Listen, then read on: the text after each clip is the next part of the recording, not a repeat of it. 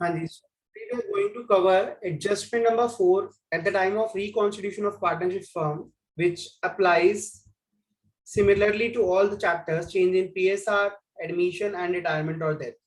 तो तीनों चैप्टर्स के ऊपर ही रिवैल्यूएशन ऑफ एसेट और लायबिलिटी का टॉपिक्स बिल्कुल सेम है, इसमें कोई भी चेंज नहीं है। अब at the time of reconstitution firm क्या करती है, अपनी एसेट्स और लायबिलिटीज की रिवैल्यूएशन करवाती है, दोबारा से वैल्यू करवाती है वैल्यूअर को बुलाकर, ठीक है, और देखती है कि भाई आज की डेट में हमारी एसेट्स और लायबिलिटीज, ठीक है, इन्फ्लेट कर गए या डिफ्लेट हो गए, ठीक है, वैल्यू बढ़ गई है या कम हो गई है। तो जब भी हम एसेट्स और लायबिलिटीज को रीवैल्यू कराते हैं तो हमें पता चलता है कि हमें प्रॉफिट हो रहा है या लॉस हो रहा है। समझ आ रही है ना बात? अगर एसेट्स, नेट एसेट्स हमारी ज्यादा होंगी तो प्रॉफिट हो जाएगा, और नेट एसेट्स अगर हमारी कम हो जाएंगी तो लॉस हो जाएगा।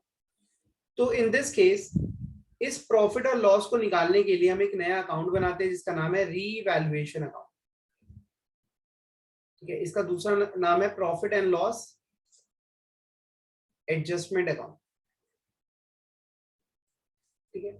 यहाँ हम अपनी एसेट्स और लायबिलिटीज को रीवैल्यू करते हैं और यहाँ से हमें जो प्रॉफिट या लॉस मिलता है उसको हम नाम देते हैं रीवैल्यूएशन प्रॉफिट और रीवैल्यूएशन लॉस। अब हमने रीवैल्यू किसको करा? पुरानी एसेट्स और पुरानी लायबिलिटीज को रिकॉन्स्टिट्यूशन के टाइम पर, ठीक है। तो अगर इससे जुड़ा कोई भी प्रॉफिट होता है या कोई भी लॉस होता है तो हम उसको ओल्ड प्रॉफिट शेयरिंग रेशियो में डिस्ट्रीब्यूट कर देते हैं, ठीक है। किस में बढ़ जाता है? ओल्ड पार्ट में। क्लियर है?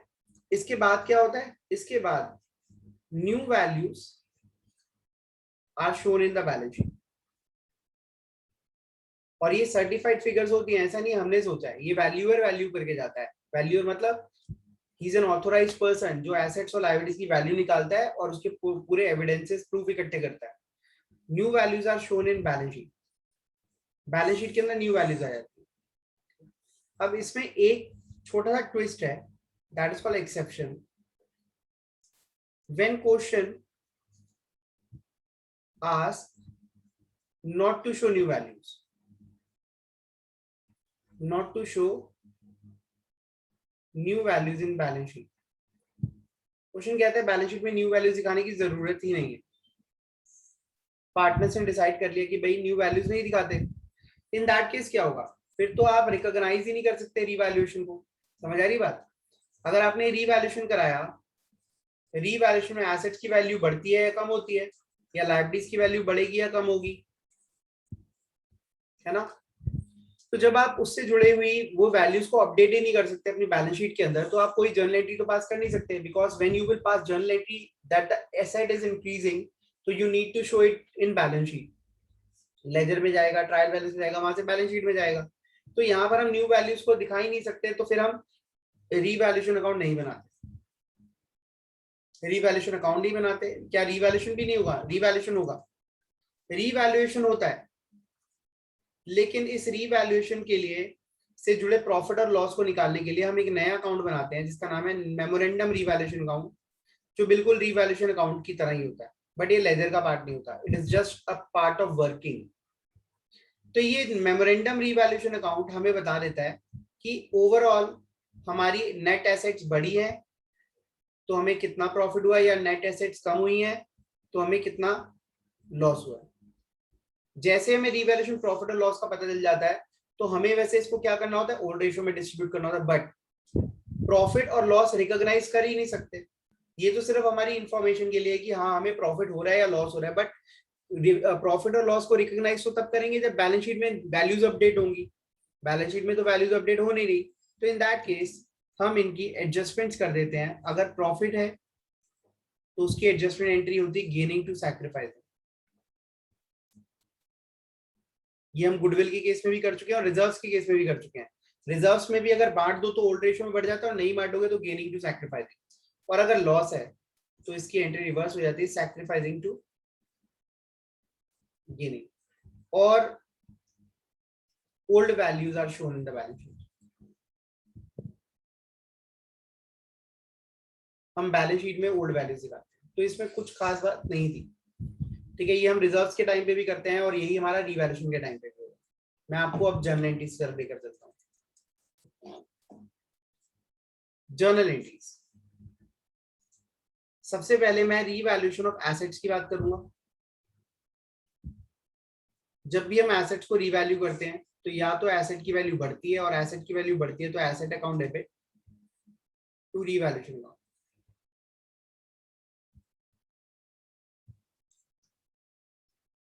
अगर एसेट की वैल्यू डिक्रीज होती है तो उल्टा हो जाता है, revaluation account debit to asset account.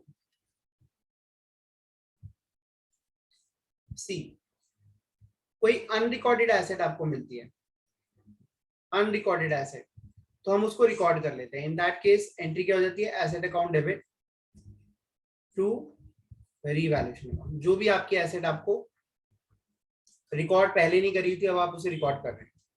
Clear है? सेकेंड, रीवैल्यूएशन ऑफ लायबिलिटीज की बात करते हैं। इस केस में क्या होता है, अगर लायबिलिटीज की वैल्यू बढ़ रही है तो entry will be revaluation account debit to liabilities account.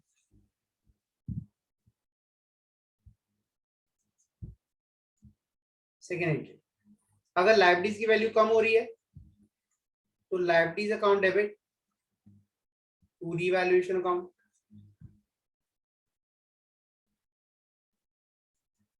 Third, कोई अनरिकॉर्डेड लायबिलिटी आपके सामने आ गई है, तो in that case revaluation account debit to that unrecorded liability और लायबिलिटी अकाउंट। ठीक है जी। थर्ड, समटाइम्स अब हमने वैल्यूअर को हायर करा है रीवैल्यूएशन के लिए, तो उसको हमें पेमेंट भी करनी पड़ती है, तो उसको हम बोलते हैं revaluation expenses.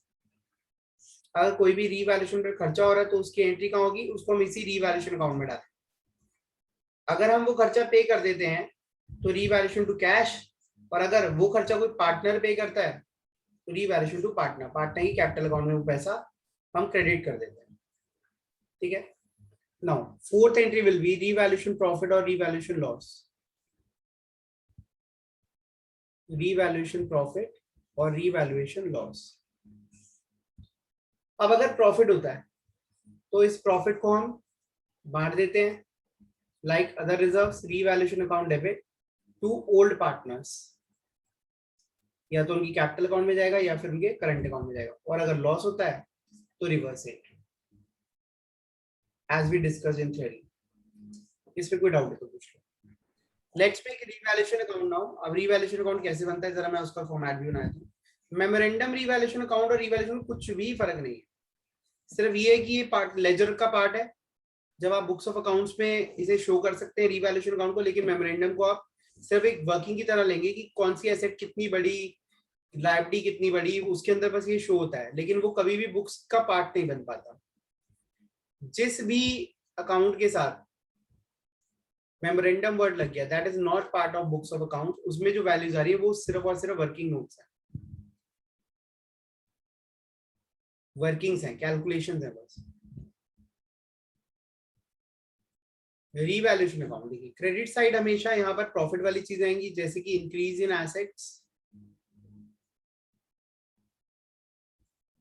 To decrease in assets,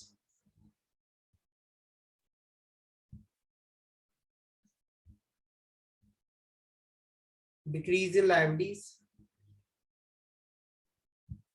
increase in liabilities,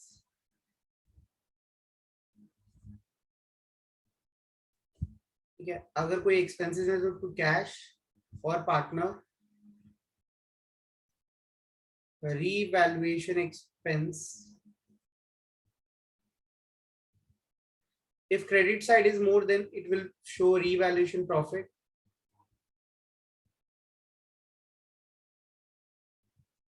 if debit side is more it will show revaluation loss। ठीक है, ये ओल्ड पीएसआर में बढ़ जाता है, ये भी ओल्ड पीएसआर में बढ़ जाता है, there is no change in it. Memorandum revaluation account बिल्कुल सेम है, हुबहू यही है, इसमें कोई चेंज नहीं है। ठीक है, सिर्फ नाम आया था मेमोरेंडम रीवैल्यूएशन। बस ये कि मेमोरेंडम रीवैल्यूएशन अकाउंट हम बना रहे तो इट मींस कि हम बैलेंस शीट के अंदर वैल्यू चेंज नहीं कर सकते, क्योंकि हम लेजर नहीं क्रिएट करें, हम सिर्फ एक वर्किंग नोट बना रहे हैं ताकि हमें प्रॉफिट और लॉस इन फिगर्स का पता चल पाए। ठीक है, यहाँ पे तो आएगा by assets by liability, to asset to liability, but वहां पर सिर्फ हमें आएगा तो बिल्कुल सेम ही, लेकिन वहां जो प्रॉफिट निकल कर आएगा वो रिकॉग्नाइज नहीं कर सकते हम।